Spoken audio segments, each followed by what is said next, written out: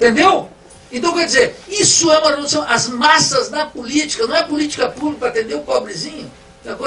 As massas participam da política, tem intervenção, derrotam a direita, não só as massas, as Forças Armadas. Uma da lição de 64 de Álvaro Vieira Pinto é precisamente essa. Dizer, essa ideia de que os milicos não vão estar em política, nós não vamos falar em política com as Forças Armadas, sabe o que significa? West Point trabalha, a assessoria militar gringa trabalha, os empresários trabalham, os generais vão tudo para dizer, nós não falamos com os generais, com os coronéis, com os sargentos, nós vamos ter que falar com as Forças Armadas. Discutindo o que? A Revolução Brasileira com as Forças Armadas.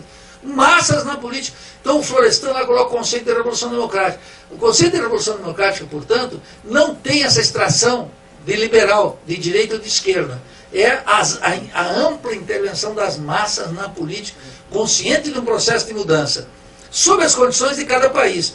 Por isso que eu te recomendo, aí nesse texto do Florestan, eu retiro de lá para dizer o seguinte: o Florestan só teorizou, à luz daquela sociologia que ele fazia, e aquele estilo literário horroroso do Florestan, horroroso. Embora eu tenha uma profunda admiração pelo Florestan, escrevi sobre ele, botei um ensaio sobre o Florestan, dizendo o seguinte: olha, eu achava que ele era o pai da sociologia crítica brasileira, mas eu não conhecia o Alberto Guerreiro Ramos. Então, republiquei o texto, porque não sou homem de dizer que não escrevi, eu pensava isso, mas eu não conhecia o Alberto Guerreiro Ramos, que é o pai de todos. E é o maior sociólogo brasileiro de todos os tempos, é o Alberto Guerreiro Ramos. Esse baiano, ele não gostaria de dizer, mas um negro que escreveu sobre a questão racial, um homem da Bahia, um homem da cultura brasileira, que escreveu sobre o teatro experimental do negro, e que fez tudo, e que fez a Redução Sociológica, que é um livro extraordinário, recomendo a todos, e o Mito e Verdade da Revolução Brasileira. Esse cara é um gênio, é um gênio. Agora, claro, ele era suplente do Brizola, veio o golpe de 64, a vida intelectual saiu do Rio de Janeiro, veio para São Paulo, caçapou, acabou tudo, ele morreu no exílio. Deu 2 anos aula lá em Floripa, inclusive no meu centro. E eu estava lá, já na esquerda, tudo não sabia do Guerreiro Ramos. Percebe como é que é? Você vê como é que é, tu tá antenado, tá ali, o cara estava passando ali. E perdi 2 anos da minha vida pro GTP em 82. Hoje estaria muito mais lúcido, mais radical, mais inteligente, mais bonito, mais tudo. Mas não peguei.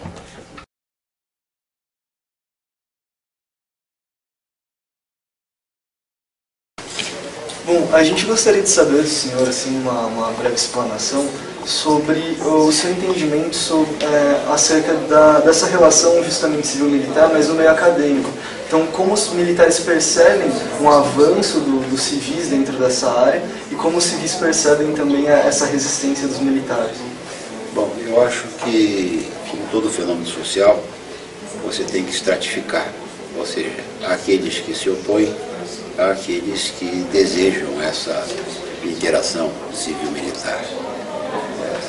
Por parte dos militares, eu quero dizer a você, e aqueles que eventualmente possam nos ver e ouvir, que eu tenho encontrado particularmente uma recepção muito grande a essa interação, porque eles entendem que a própria permanência da função deles como protetores da nossa soberania depende de um entendimento que a sociedade deverá ter em relação ao papel deles.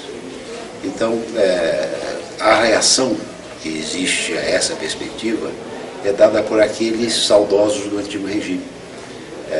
Há estudos sobre isso.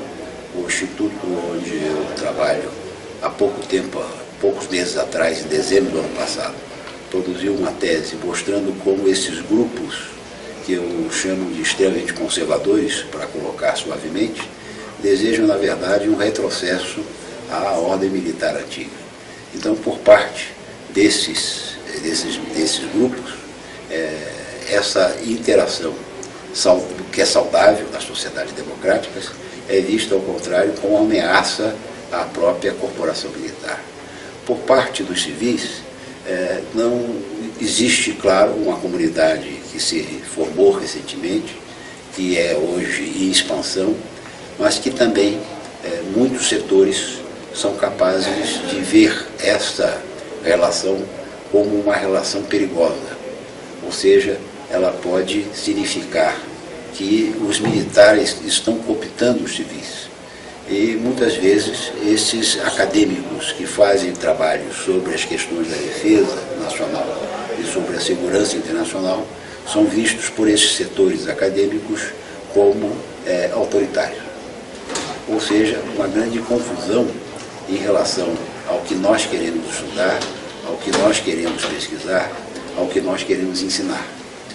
Porque não existe nenhum grande país no mundo, nenhum, eu afirmo isso peremptoriamente, não existe nenhum grande país no mundo que tenha chegado a ocupar uma posição importante no cenário internacional onde esta cooperação não seja forte e intensa.